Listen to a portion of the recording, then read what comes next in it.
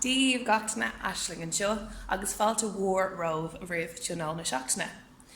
An seachtain seo nílam sa bhaile ach tám arás ar scúl. Tá an seo ní chun beag an oibre í anamh ar scúl a caiim mé rá go sé an at ar fád ar nach bhfuil aon páis an seo ar churbe. So aíon muid wen go mór sibh a fáistí agus tásúlad an go se léir cínta má agus fóta go brigadín, Tás agan go cúpla rud deasa agratha ag na múntóirí don tréimh se seo agus tá síl go mór leis na picturí agus an sprí ar fád a eáil. Ach go dtí sin, le am rá leis an channel, bunig í an taithnamh as agus slán go fáil. An in manathair agus an bhic agus an spirid níu amen. Páidir na máideanna. Aia tá grá agad dom. Bíon tú lom de lá iste ihe. Bhálam grá a thuirteid gach nóméid den lá. Bhálam tú a hasamh a athair carrig lom. Amen. An in manathair agus an bhic agus an spirid níu amen.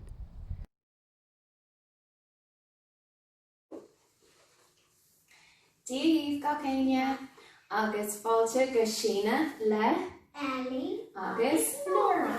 Okay, so the student goes to Galer Gama. Thomas Contosu in you reach la right analu. So, Constellation Moderna, baby to Ganalu, Gamal, treat and Shrown, others like Ganalu, a mock treat and veil. Afan Ursha is phrased with brand new air Elios Mayhain, egg Usko to Nalir Koji Shaw, others Agunas, and Nura Uskin Majik, famous Eganalu, a struck, treats on Shrown. Agus nuair a bhrúin muid iad a rís isteach chun iad a glúine, tá muid ag anála amach tríd ar mail, okay? So the right? Okay.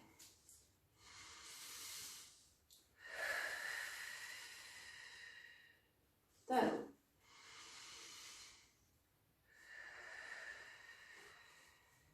Tree.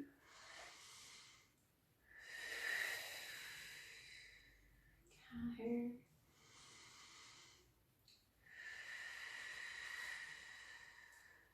Agus cuig.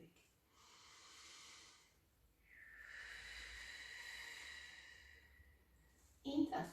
Okay, speaking the mirror deeper into hearing. Agus Thomas chun an céad sína a dhéanamh agus tá an sína seo go das don drim. Okay, so is féidir si cosa le seo na le cosa cosa trasna ítach. So Thomas chun láb amháin a chur sús agus é a chur taobh hir doing. Agus an láb eile a chur sús agus é a chur ar an tíb céine ach ar an gluúin. Okay? Sinna ionach má chalín. Agus an níos Thomas chun brathna taobh hir do thar the gluúin. Don láb atá taobh hir dit. So cuig, cair, tree, do, hen. ionach agus a rás sa lár. So tá sé tábhachtach nuair táú ag chur an láb taobh hir dit, ní gá don láb go léir a bheith ar an mata mar sin. Is féidir le bór na méire a bheith ar. Agus tá sé sin go má nuair dhéanann bhaid mar seo an scoil do grin das díreach. Okay? So ní sin muid an taobh eile. So an láb eile sús agus taobh hir dit. An láb plé sús agus ar do gluúin. Ag sí sús das díreach agus ag brathna taobh hir do gluúin. Hain, do, tree, sús das díreach. Caher, cuig. Ítach. Okay, arás sa lár. Okay, níos tábhairla chun éirí rud beag níos dúthánaí. Okay, so tá muid chun plank aanamh. So sús ar na glúine agus na lába, so tá na glúine faoi na cromán agus tá na ristaí faoi na gúine. Tá cosa bhain taobh hir dit. Okay, agus tá an cos eile chun tap amach freisin. So níl tú géirí go méid go ramóir, níl tú géirí bheith ro ísio, tá tú géirí bheith díreach sa lár, tairn an bolla isteach go dtí na grim. Cuig, láb a láidir. Caher, Tree, do, hen. agus síos ar na grim. Ítach. Éis ar fád. Okay, so I do láb a crutha amach, den cearcail leis na ristaí, Cearcail an amach an tro eile, ítach agus táid réid an céad sína eile. Agus táid chun plank ar an tíomh a dhéanamh. So arás arís, so an bailach go hosa muid an cén eile. So cumáthaí muid glún ar an matha, nó ar an urlár, agus sínig amach an cos eile. Déireach taobh hir don cos atá, don glún atá ar an matha. Agus go das mé tóg an lámh eile sús. Agus má chatta gur é dhéanamh ar bicníos deacra, brathnig sús ar an síle. 2, 4, 3, 2, 1. Wow, ionfach. Okay. Sínig amach an cos eile agus chuirtaí hir don glún atá lupa é. Táirm isteach an bolla go dtí the grim. Tóg sús na lámha an lámh eile agus 2, 4, 3, 2, 1. Ionfach. Eris ar fad. Okay, and níos táid chun anmhí a dhéanamh agus an séipre. Okay, so bé an séipre ag chur cosamán amach agus arás síos ar an talamh. Okay, so táid chun cuaig céir sin dhéanamh ar taobh amháin agus an sin an cos eile ar an taobh eile. So, ag an áú isteach agus ag an áú amach tríd an béal. Okay, so ag an áú isteach kick an cos amach. Agus ag an áú amach síos go talamh arís. Ionfach. 2, 3, ar is, 4, agus 5 ar is. Níos an cos eile an áú isteach ar dús agus amach tríd an béal. Níos táid réid as mé. So ag an áú isteach agus amach an bhfad. 2, 3, 4. Ionfach ag breanú tríd idir na lámha agus 5. Ionfach. So mátá sé sin rud beag dachar dus leanart ag déanamh sin an céad cean eile. Nu mátá tú ag géirí dúchláin nó é a bheith rugdamh níos deacra, táid chun na lámha a híine amach ag an am céine. So má tá mé ag síne amach cosamháin, tá mé chun an lámh eile a híine amach as na cóir. So ní bhíon an cos agus an lámh ar an taobh chéine ag síne amach. Is má tá cosamháin ag dul amach agus is a bhalir te lámh a bheith ag dul díreach amach. Okay, agus an sin ag an áú amach arás síos go talamh. Muid right? Tá. Ionfach. Okay. So táid chun é a cumad le haid 2 second. So, cosamháin amach agus táirn an bolla isteach agus na sínig amach an lámh ag breanú díreach síos ar an matha. 2, 4, 3, 2, 1 ar is. An bhfad agus níos an taobh eile. Cosamach agus sínig amach the lámh. 2, 4, 3, 2, 1. Agus arás síos ar is ar fad. Okay, I'm just beag na again, guys. So táid chun an áú, críichnú le an áú. So táid chun an áú eile pinta dhéanamh. Agus is má lena é seo. So, is féidir teach sús go dtí na cosa. Agus seasamh sús. Ag an áú isteach tríd an sreom. Agus amach tríd an béal ag lúb go das méil síos. Okay. So saoigh gur elephant muid agus seo stoch na elephant. Agus tá an elephant chun an tuisce a thuaisteach tríd an stoch agus an sin an tuisce a chahabh amach. Okay. So tá muid síos an seo agus ag an áú isteach. Agus chahabh amach an tuisce. An bhfad. 2, 3. There is Scotland vodka. Agus an Kent Arnach.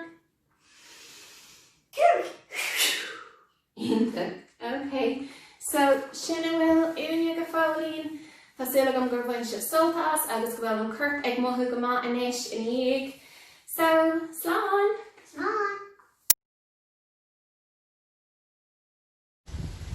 Díomh a fáistí Lorna an seo in ngádaí na scoile agus tá mé an seo le Colette agus Larry. Aber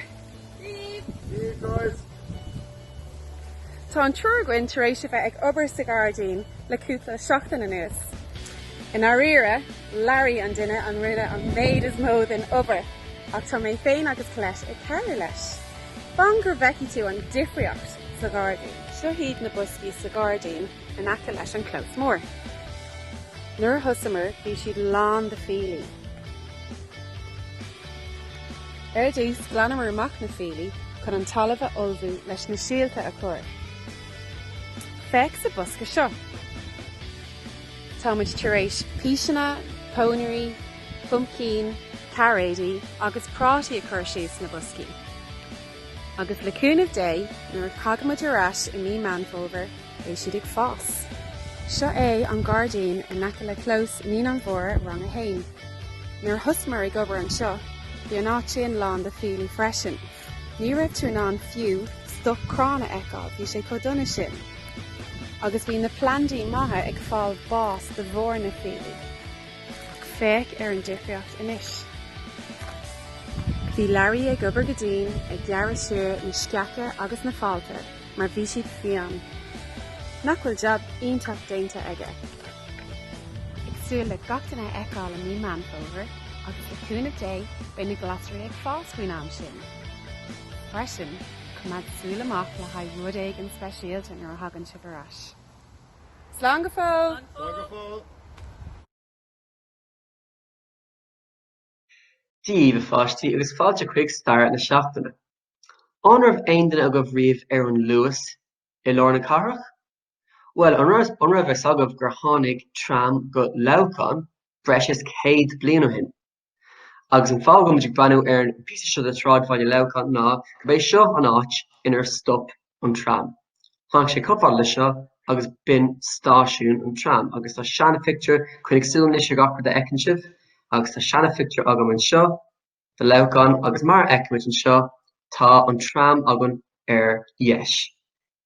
Ecuador?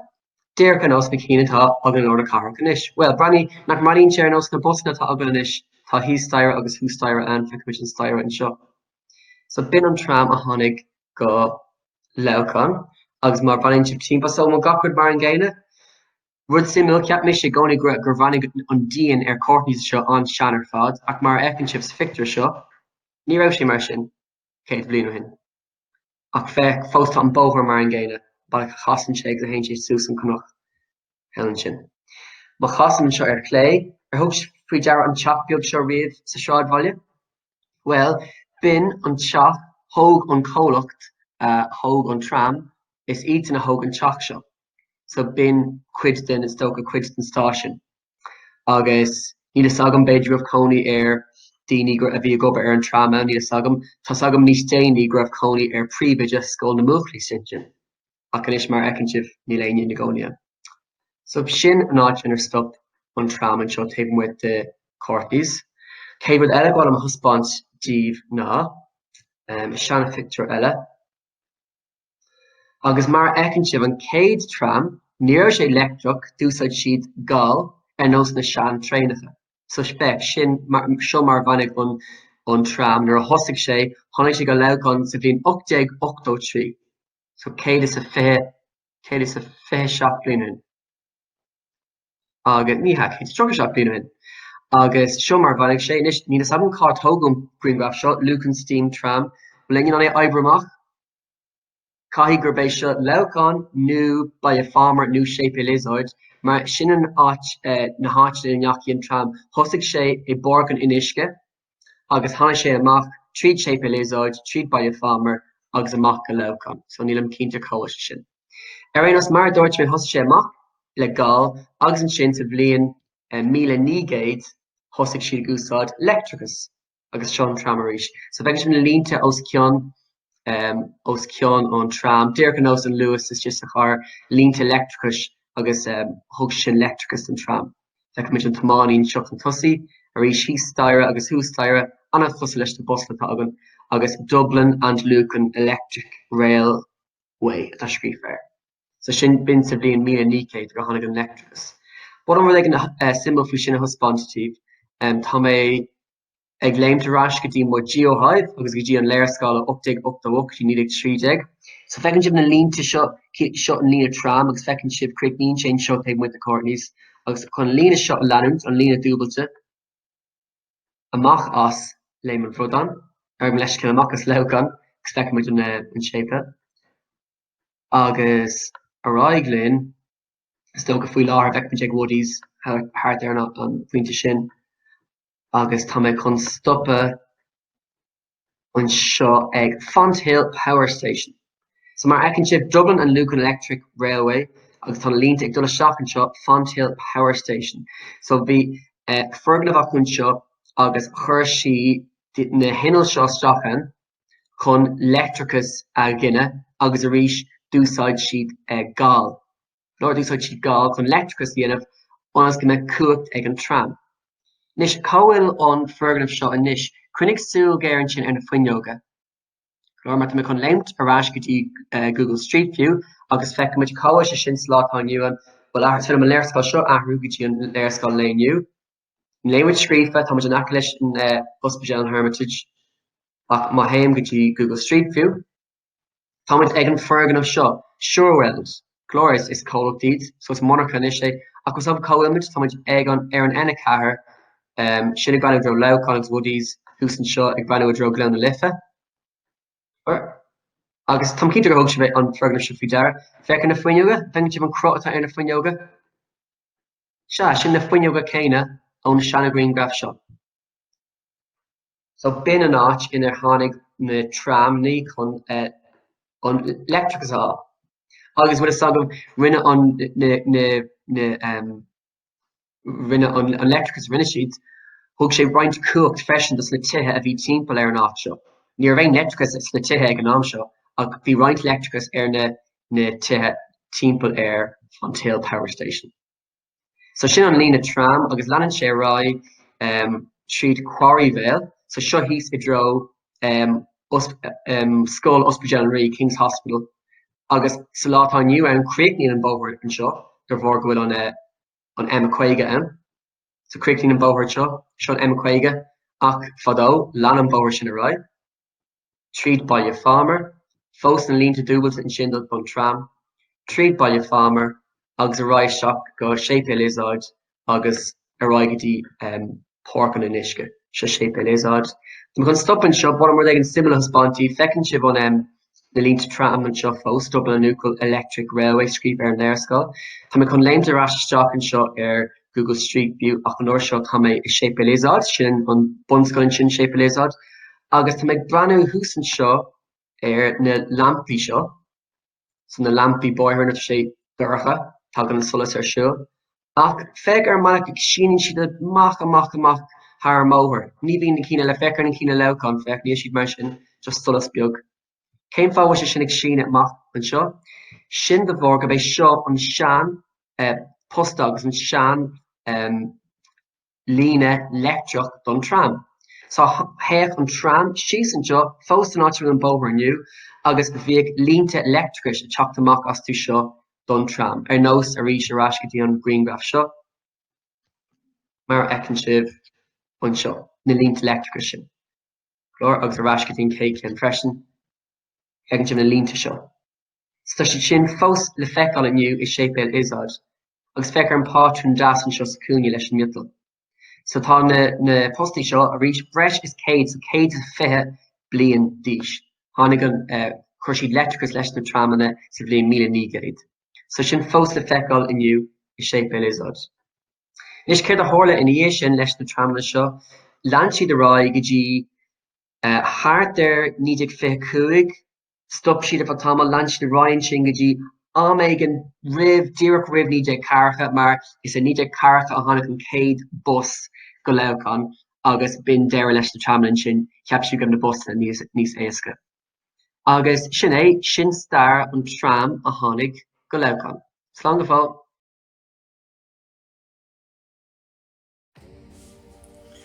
Díomh bhálum clás beag a roiint libh inniu. Seo clás ionach a roiin pois I mórrang salom cúpla seach nó hin, agus ceap mé gur sé dríochtúil agus ionach ar fad, agus an buca beag sin nach cilíonn. So gur mína mágad cilíonn as ochtan clás seo a haspántam, agus níos tam se chun é a haspánt díomh. Bainigí Sult as, slán! Ag tastal bé, písa papir nó cuirtlór agus marcéir mór. Agus Blake linne isce tastal wet come up. I dúsig bora, tearing side mór, ag buid úsáid as the marcór agus a písa papir nó the písa cuirtlór, agus cur ag seasamh an irde mar seo é. Inis, fecar an dríocht.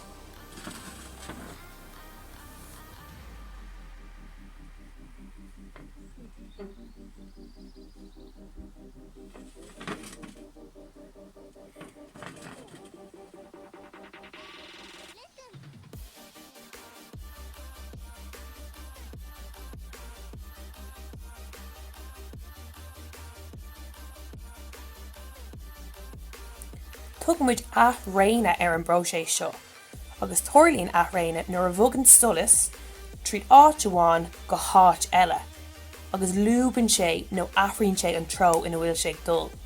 So i dosú bora chunig mar an side sin tríd an air ag brathnú air, agus an sin chumar ag taobhthír de isce. So chu sé an air chuig an isce agus sin an fá gur athraigh sé a tro. So an simúil ar fad. So Bainigí trí las a bhaile agus buin Sult as. Duine chun istáisih dathí an seo, Tá sulim bhfuil go má. Éis tá chun ceacht óliaachta I dhéanamh an seachtain seo, ach ar dús tá géirí go rachamid ar turas ruthaíochta, which bhí teachlum. Aráis, rachamid.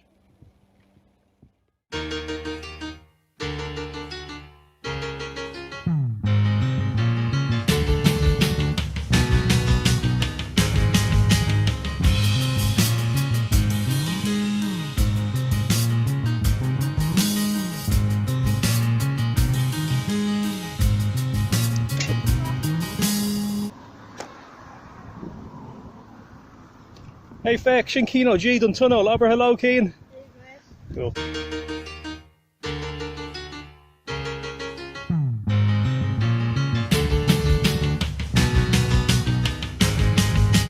I got dinner time towards James and it's fake image.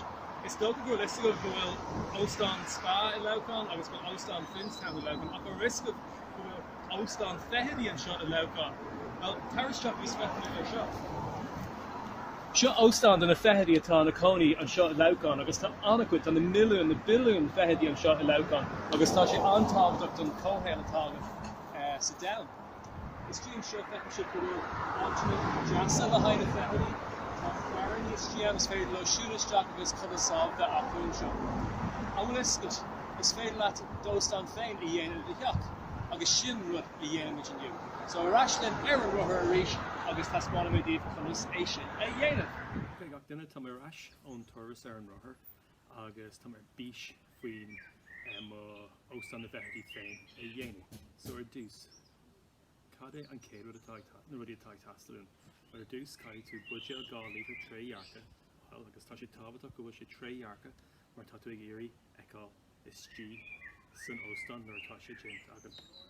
Bhfuil eile tá tastalún ná scissor, agus in ní sin tá tú ag leirt faoi rudí go súda duilóga, PC Strang, tháinig ón Guardian, tá cleite, tháinig mé cleite sin freisin, cleite ó aon, rudí mar sin, rudí atá éitrim agus term, agus cumála sin tá maidí ag tastalún, maidí aimid, agus is cuma céin sais tá cín tanny, cín solar, agus cín rair agam an seo. Le méid ag léanú an budge sus le sin I gceann second. So an céadú cáid dhéanamh ná cáid an bun agus an bar den budge le gearra. So táid leis an bar, agus tá muid dul teachadí an gúlan an sin, agus leis an scissor, déim peall nó gur ceiste tiismór peall heritage, agus gearra an bar de. Agus is féad leat é sin a chuir teach sa bhosca a chuirsa. Agus déanann rud céine ag an dearra, tá mé géirí an bun, beidir hartar 10 cm agan sin agus míid even gan cúpla second céim fá. Tá muid chun rud eile I dhéanamh lei sin. So rís isteach. Timpo. Okay, tá an bun buinte de. Bainigí Sult sin ar bell. Nis, dé cartá fátagan. Tá písa ceirclan agam. Agus is féidir leat rud chuir istí an sin, agus sin rud a damage leis na maidí agus leis an na ábhreile a tháinig ó mo Gardaí. So don písa seo, chuir an tríd isteach. Is cuma céin tro is mailin fehedí na spásna, so lena mé rá tugus seo cúpla nóí.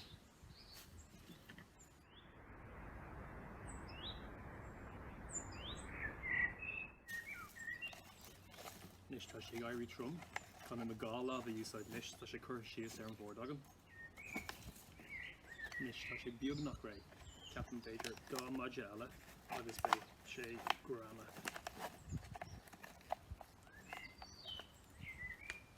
Ceann bhar eile an sin. Tá lán sás lei sin. Nis feici sibh an chuí a cumad an plástic an budgéil gachud is trí an sin agus tá sé 6 grama le chéile. Inis caiim mé áit an am Gardaí agus fág mé an sin. Ok, tam sa Gardaí nis agus tam tréis teachtar áit atá arúnach do óstán na fehedí atá déanta agan an sin. So tá scan seo nachlumm agus faoin sca tá scá an sin sé goífar, so bei sé jazz compórdaach do na fehedí. Ba chuir mé scín sin faoin sca tá sé go brahan sin. Agus ein uair tá mé géirí an amach cén sais fehedí atá is tían is féidir an dul trasna é a thógal amach cuairmach agus go bhargahfuil sé tréhearcha be mé an fécinn is tían agus na fehedí boga a bhug buga a eáil ag boga timppla. Nis chuir mé sin arás sin buin tanmh as an óstán fehedí beaga. Ó, rud amháin eile. Déir mé ort an písa sin den bhuiide le chuineáil agus tam chun haspáin bit inis cad I dhéanamid leis an písa seo. Order? Yeah. Ok, tá mé mis Gardaí inis agus tá budgelam agus tá urlas agam chun peil I dhéanamh sa cré. So tam chun an barn budgel a chuirteach sa cré agus cai sé bheith chum leis an cré. So cílis sin cai mé dul síos thart ar 10 cm leis an budget atá agam. So tugus sin nóid le dó.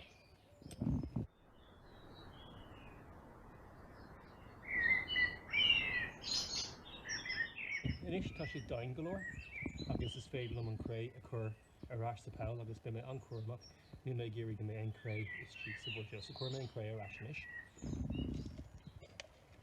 Cin sin an fiction an budget agus an cré dul arás. Ok, becí tú inis go bhfuil an budget is tí sa cré agus ní gádin ein eile I dhéanamh inis ach fannacht. So tá mé sin ágáil tharíthe agus tuicimid arás máid an mór agus feicimid cén sort fehedí atá ina cóí in Gardaí.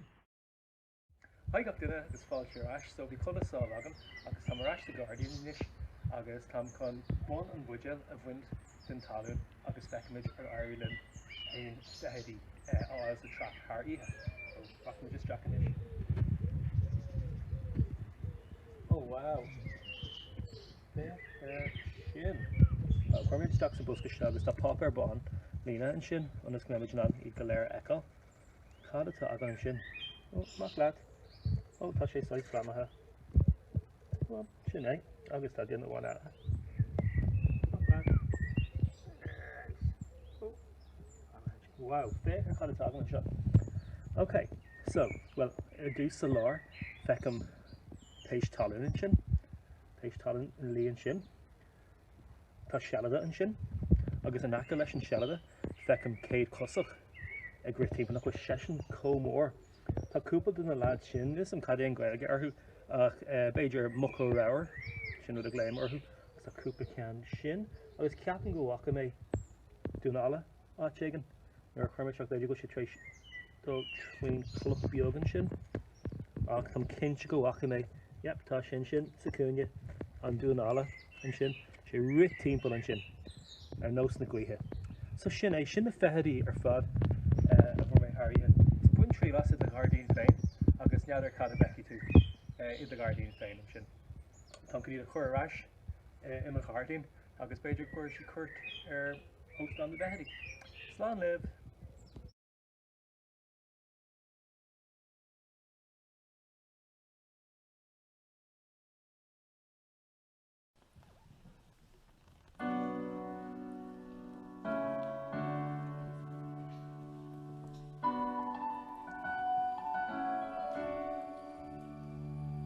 He's trying to make the crown away you go.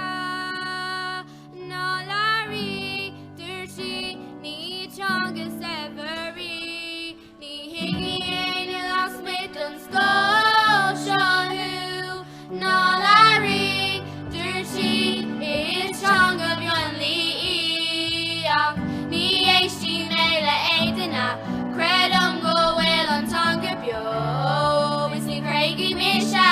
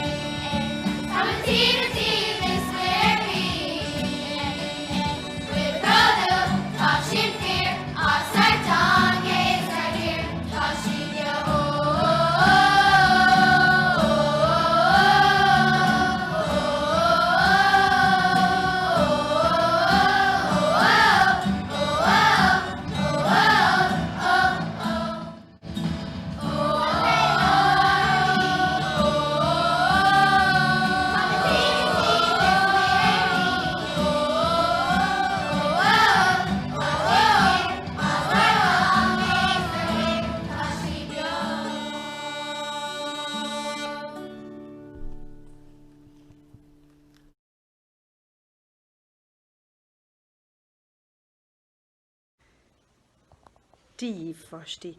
Tá mission seo chun brethléithe dhéanamh an teachtain seo, agus bheith tá siad thusa go an seo, tá siad socha siar níor an seo, ach tá deirfle i rang Aisling, tá si a héindeag, tá Lexi i rang Emer a 9, tá Luke i rang Éman a 8, tá James i rang Jacinta a 8, tá Lucy i rang Diane a 7, agus tá Amelia i rang Gráine a 7, agus i nniu brethla Caelan i rang Karen, agus tá sé. So brethla sanna goibh go léir an seo ó gaelscoil escaríide as a sulinga go méid amí go goibh.